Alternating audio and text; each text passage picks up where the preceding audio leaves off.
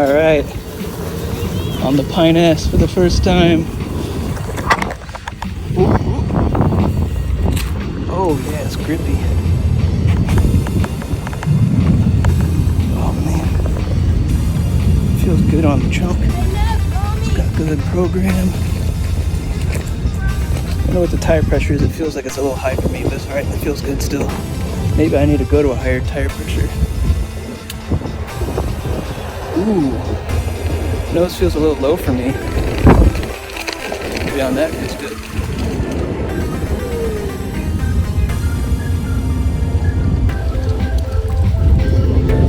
Ooh. Thanks for coming out, guys. We'll see you next Sunday, and look for group rides coming up too. Ooh. Oh my goodness.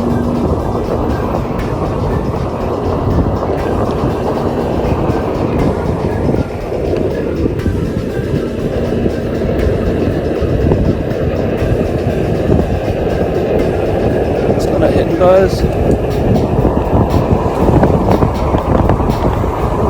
Still not hitting buzz.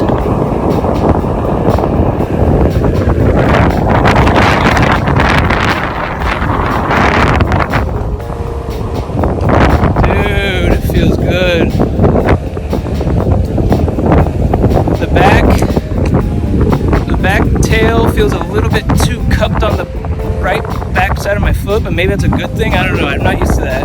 And the front, I like the little hook on the front. That's nice because it keeps your toes from sliding off, or your foot from sliding off your leading foot. But yeah, feels a little low on the front. I'd probably raise the nose in shaping, in custom shaping. I'd probably raise the nose a little bit. Feels like it's a little nose down. Watch out, guy! There's cars coming. Oh, never mind.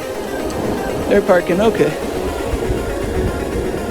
Yeah, it feels good. And it's like, it feels like my Growler, but it's a little more grip. But I think that's really the tire, because I got a pint-sized tire with smooth things, the TFL, hella rad. But yeah, this is, it's nice. Very nice. Woo!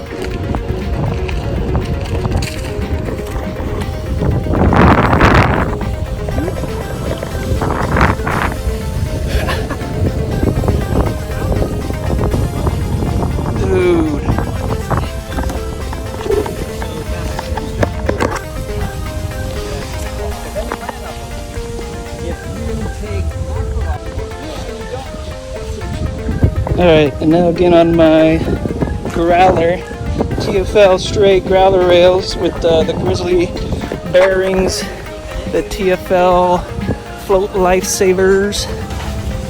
I've got it updated, the haptic buzz, and one more lap. Wow. But the tire is definitely noticeably different. My tiny little smooth pint tire, TFL hella rad versus that grippy Future Motion performance treaded for the Pint S. This one is much better. I like the foot pads on my Growler, they're a little bit wider, but I bet Future Motion will come out with more foot pads for the Pint S platform, and I'm sure other third-party people will as well. Alright. Should have brought my drone up today. It's a beautiful day outside today. So I wanted to wrap up my video here. My XR Growler video cut short because I must have stopped recording when I was riding, but here we go. I just want to talk about both boards briefly for a minute and then the comparison. So first off, my first ride on the Pint S was great. The tire's awesome. You feel it right away. Get on one of these, feel the tire, you're gonna love it. The firmware, obviously that's a huge improvement. The joy that I got from my GT when I updated to the gradient tracking update, I think a lot of the Pint X guys are going to feel that this time around for this new firmware update, because it's just whatever, you know, firmware really is a game changer with this technology. So the foot pads I was kind of 50-50 about. I liked that they were grippy and they locked you in. The front, because I got hooks on both ends, kind of like a skateboard. This board, in a nutshell, is designed to be as much shaped like a traditional skateboard as possible. And it's got those little hooks on the ends. The front one felt great, so your leading foot's not going to slip off. The back one felt like it was crowding the backside of my trailing foot a little bit, but I think that's probably for a reason, so your foot doesn't fall off right off that back foot pad.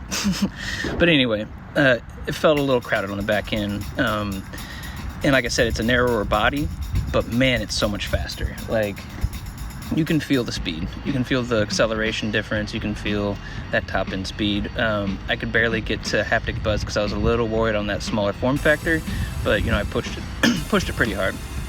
For the Growler, I've got a smooth hella rad tire from the Float Life, and it's completely different. I love it, but it does feel much different. I noticed that. I've got an old XR that's updated to haptic buzz on my Growler, and it's wider body, so I feel like it felt a little more stable. And now, since I've updated it to the buzz, it's 1 or 2 miles per hour slower than it used to be when I first rode my Growler. So those are pretty much, you know, the bullet points of the boards, right? They're almost the exact same size. They're almost the exact same specs. They got the same hubs. They have the same battery. They both weigh the same, just about 27 pounds.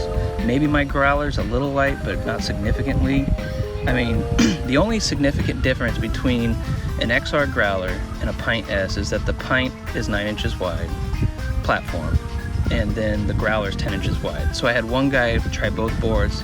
It was a new rider to our group, and he got on my board after riding the Pint S, and he was riding the Growler around, and he goes, "Man, I like the foot pads on those." And I was like, "Yeah." So it's that little inch bigger, so I imagine they're probably gonna come out with some wider foot pads, but I felt a little more stable and in control on my XR platform, my Growler platform with the XR body, or the XR foot pads, than I did the Pint S. But overall, the Pint S, if you're a new rider, go for it.